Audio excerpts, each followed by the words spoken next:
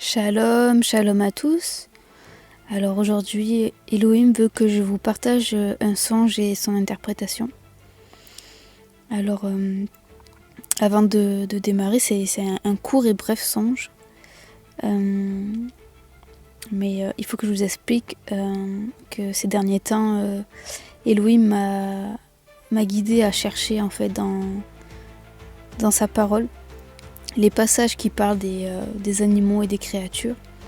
Et il m'a montré en fait que les passages ont été détournés et les mots modifiés. Et là, donc je vous parle de ce passage puisque sinon vous n'allez pas comprendre comment j'interprète le songe. Dans Job 40, 15, en fait nous avons des versions de la Bible qui parlent d'un hippopotame. Voici l'hippopotame, comme dans la version Parole de vie ou la version BFC. Et en fait, Yahweh m'a montré que c'était faux, que c'était pas du tout un hippopotame. Et dans la Septante, on se rend compte que c'est écrit mais vois auprès de toi la bête et non l'hippopotame. Mais aussi dans le texte massorétique, c'est écrit Behemoth. Behemoth qui veut dire la bête.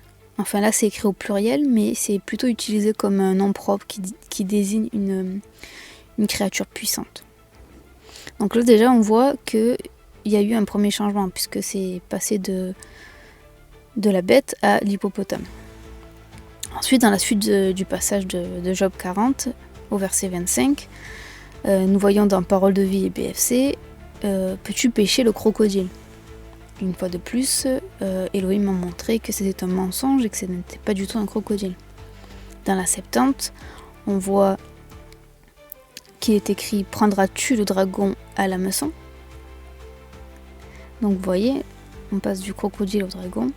Et dans le texte massorétique, c'est écrit « Léviathan ». Et donc en fait, on se rend compte que dans ce passage, dans ce chapitre de Job, il ne s'agit pas du tout de deux animaux, hippopotame et crocodile, que l'on connaît bien sur Terre et qui sont du coup deux créatures différentes. Mais il s'agit d'une seule et même créature. Cette bête, en fait, c'est un dragon. C'est un dragon marin. Et la mer, pour Elohim, c'est l'agitation, le péché. Donc, en fait, le Léviathan représente le mal qui vit dans le péché, le Satan. Donc, maintenant que je vous ai fait cette petite explication de mes dernières recherches, voilà le songe. Donc, il y a un hippopotame qui est dans la boue et il s'agite dans la boue, il cherche. Et à un moment, à force de trop chercher dans la boue, il finit par perdre un morceau de sa gueule. Et il prend sa patte et il tente de remettre en fait sa gueule à sa place. Donc voilà ce court songe assez bizarre. Et voici du coup l'interprétation que j'ai pu faire grâce à Yahweh.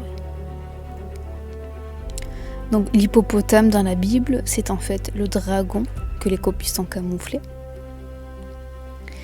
Et la boue, dans la Bible, on peut voir dans Tehillim 43, « Il m'a retiré de la fosse de destruction, du fond de la boue. Il a dressé mes pieds sur le roc. »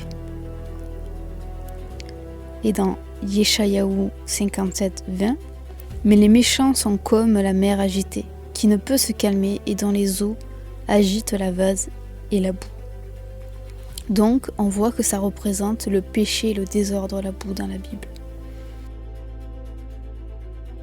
Et ensuite, cette gueule du dragon représente la parole séduisante, orgueilleuse et trompeuse du Satan, ainsi que de ses agents. C'est la diffusion du mensonge politico-religieux opposé à Elohim dans cette fin des temps. Et donc ce dragon qui s'agite dans le péché, qui œuvre, qui travaille à ce que les personnes restent dans le péché et vraiment se noie dans ce péché, à un moment perd sa gueule, perd son museau. Et donc pourquoi ce dragon perd sa gueule? Grâce à la diffusion dans le monde qui se passe en ce moment de la vérité, de Yeshua et de la Torah indissociables. Donc cela, ça lui a mis un sacré coup.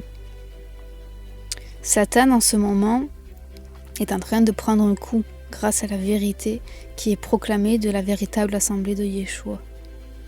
Mais il remet sa gueule pour un dernier combat sans précédent. Et donc il faut se tenir prêt. Donc, assemblée de Yahweh, tenez-vous prêts et arrachez les compromis de votre foi et de votre vie. Il faut maintenant vraiment s'armer pour ce dernier combat. Il faut plus que jamais se rapprocher d'Élohim, se sanctifier. En ce moment, Yahweh est en train de créer une division dans l'assemblée et ce n'est pas pour rien. Il est en train de faire le tri entre l'ivraie et le blé. Et nous, en tant que vrais enfants de Dieu, nous devons continuer à nous battre contre ce dragon qui essaie d'apporter cette boue, ce péché dans cette fin des temps, dans le monde entier. Nous devons continuer à lui taper sur la gueule, si je puis dire, à lui taper dessus sur son museau. Nous devons continuer à lui faire mal par le tranchant de la vérité. J'espère que ce songe va vous apporter un encouragement, une bénédiction et je vous dis à bientôt.